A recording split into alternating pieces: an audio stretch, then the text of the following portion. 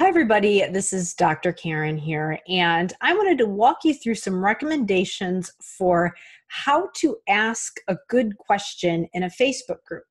Because the members only Facebook group is such an important piece of you getting the most out of this program, because it's a place you can go to get answers to your questions and to connect with other peers in the community. I wanted to make sure that you know how to get the most out of that group.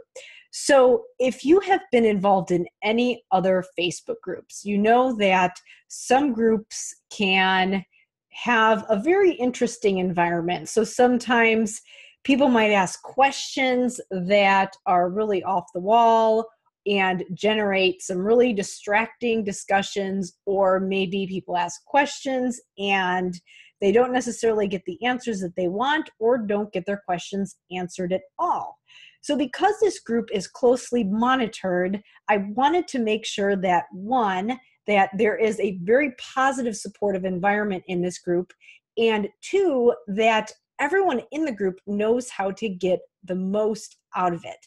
Because the quality of your questions that you're asking can have a significant impact on the quality of the responses you get. So obviously, there is a way to ask a question that will make it easy for people to help you. If there are people who are responding in a way that is disrespectful or anything like that, obviously I'll address that, but that's never been an issue in our group. So what I wanted to walk you through right now is just some recommendations for asking those good questions. So what you want to stay away from when you're asking a question are just a couple things that can make it very difficult for people to know what you're asking and can make it very difficult for people to help you. So the first thing that you can stay away from is what I say the hot mess question, when you just go in there and it's like event fest. So, oh my gosh, I'm so overwhelmed. I don't know what to do. Help me. And you just kind of ramble on and go on and on about the problems that you're having, but then never really get to a specific question. So it's totally fine to be overwhelmed. Everybody feels overwhelmed. I felt overwhelmed this morning. But if we keep telling ourselves, I'm overwhelmed, that's a really good way to stay overwhelmed. And it becomes kind of a self-fulfilling prophecy. So when we're going into that group, we want to have some positive self-talk. So really to just kind of get ourselves composed before we ask questions, because then it can make it a little bit easier to keep them focused, so that all the people that are answering the questions and that are reading that feed will know exactly how to help you and will know what you're looking for. So we've got to keep in mind that people are on Facebook. It's super distracting. They're in a lot of other groups. There's all kinds of things coming up on their news feed. So if you ask a question that's too much work for them, where they've got to really figure out what you're wanting, or maybe they've got to do a lot of work to be able to give you a good answer, what's likely to happen is that people will think, oh yeah, I really like to help that person, but I'll do it later. And then it gets pushed down in their newsfeed and they never get to it. So when you come in there and you're kind of all over the place, it can be really hard for people to help you. So you want to make your questions easy to answer so people can say, oh, I know how to answer this, and just answer very quickly. You're more likely to get more responses if you can get yourself composed and together beforehand. So some other things to stay away from are what I refer to as the non-question. So this is when someone goes in there and they tell all about their situation, but then they never actually ask a question. And so you read it and you're kind of like, so what's your question? So whenever you're composing some type of a post or a response, always make it clear what you're asking. So whether that be that the question is, maybe you space it out and your question is very clear at the beginning or end. Maybe you put it in brackets, but always make sure that when you read it, look through and always say, did I actually ask a question, or did I just kind of go on and on about my problem? The next thing that you want to stay away from is the vague question. So again, you want to be as specific as possible with what you're looking for. So for example, if you are wanting to build your students' vocabulary and we're in the middle of some type of a training module about vocabulary, instead of saying, I'm having a hard time with building my students' vocabulary, what do I do?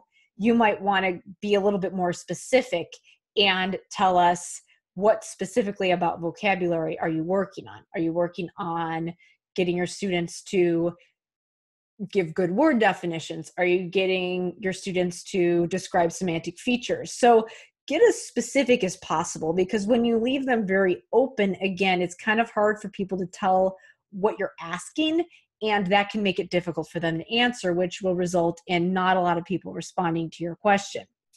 And then the last one that I say that is kind of difficult is the loaded question. And this is when you kind of just brain dump and then ask about 10 different questions in one post.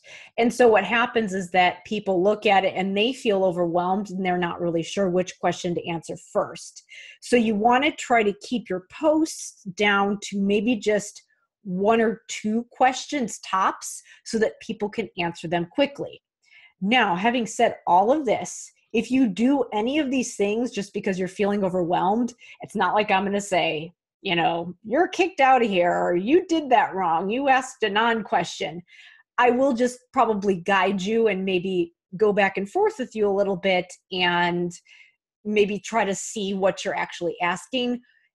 And really the worst thing that will happen if you do any of these things is people just won't respond to you. So if you're ever feeling like, oh, I'm not sure if I'm doing a good job asking this question, always ask. It's always better to ask it. And then if people don't respond, maybe that just means that the next time you ask that question, you might just want to get it a little bit more focused. So just take it as feedback. Really nothing bad will happen if you do any of these things.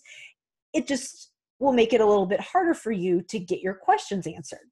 So now that we've talked about some of the things that you shouldn't do, let's talk about what we should do to ask good questions that do get responses. So the questions in Facebook groups that tend to get better responses are, again, those ones where you can read them and immediately figure out what's going on with that person, understand what they are dealing with, and know exactly what information they want. So this is a format that I recommend. Now, there are many times when you might not have to do all these things in your posts and in your questions, but this is a general format that tends to get the best results.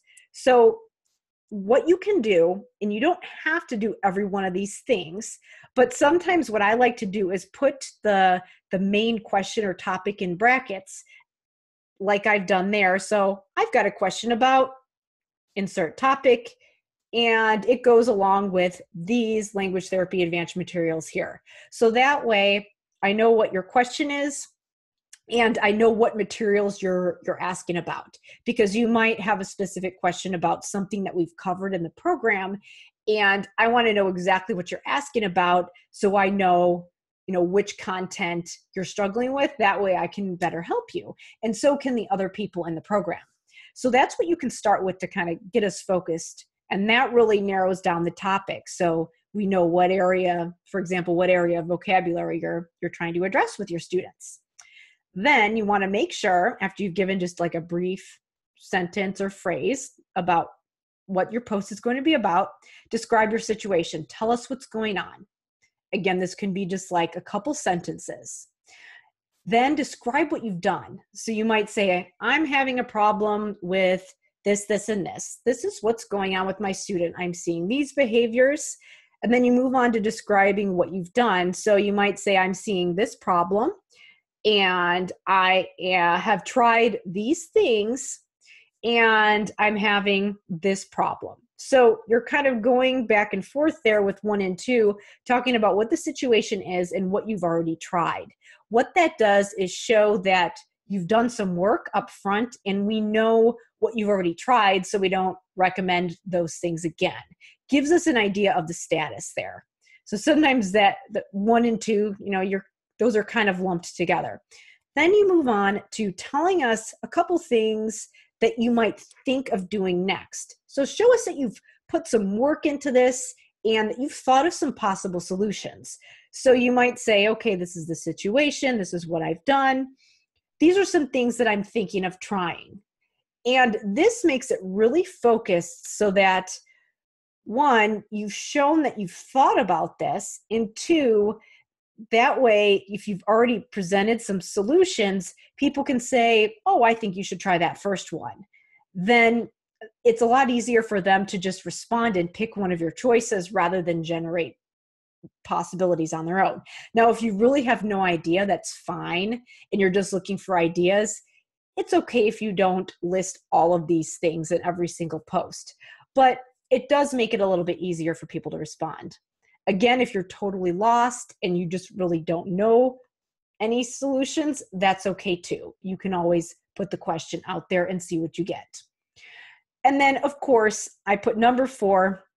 When you've listed your situation, you've told us what you've tried, you've told us what you're thinking of doing, if you have any possible solutions in mind, then just read the post over and make sure your question is clear. Whether you've asked the question at the very beginning of the post or you've asked it at the end, just make sure that you're asking a concise question and that you haven't just kind of gone on and on about your problem. That way we know exactly what information you want to know. Again, these are all recommendations. They're not requirements, but think through these things whenever you have one of those burning questions and you're really struggling. Think through this format, and that'll make it easier for you to get the help that you need from the community. Now, I did want to share a couple questions that were asked in the members community that did get a decent amount of responses, and it was because of the way that they were asked. So here's the first one.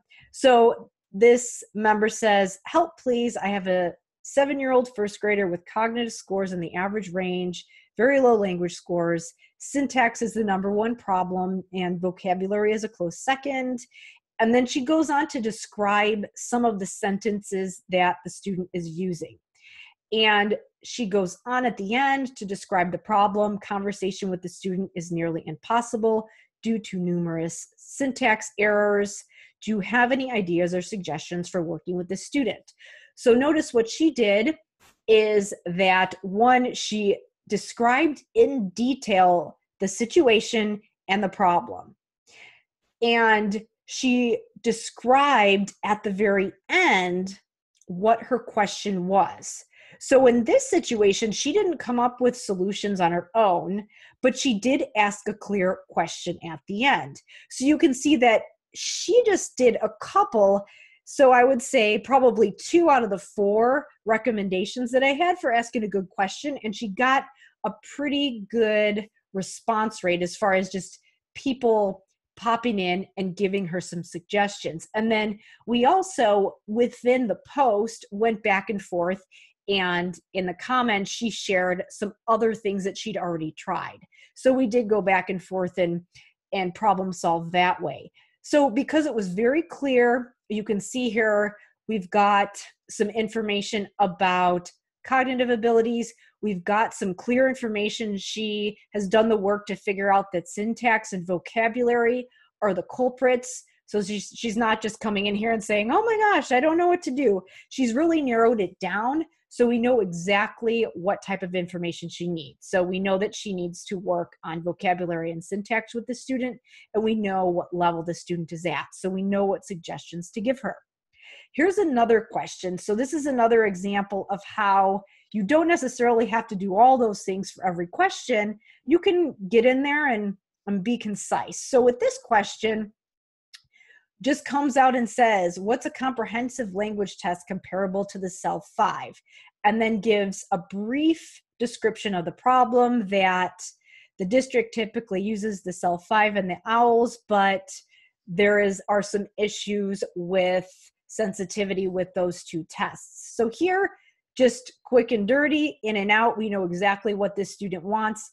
This member got a decent amount of responses and suggestions because you can read this and rattle off a bunch of different answers because we know exactly what's going on here.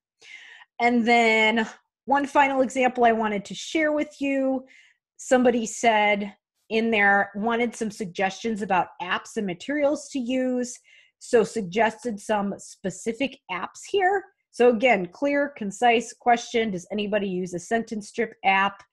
And mentions things that she doesn't have access to, something she does have access to.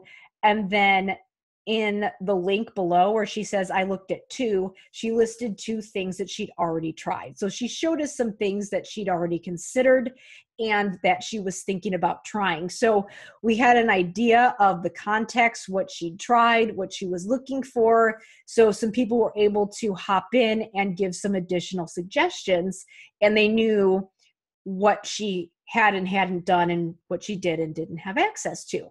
So again, some of these questions are a little bit longer. Some of them are really short, but these are just some suggestions for making the most of that group and giving you an idea of the type of questions you can ask. So again, I go back to, yes, no question is a bad question. If you're feeling overwhelmed and you're not sure, don't feel like, oh my gosh, my post and my question has to be perfect. Always feel comfortable to go in there and ask, but know that you want to be aware of how you're presenting your questions, because that can make it easier for people to help you and can make it easier for me to support you along with this process. So again, can't wait to see you in the members community, and I hope to see you in there asking questions. So thanks so much for watching.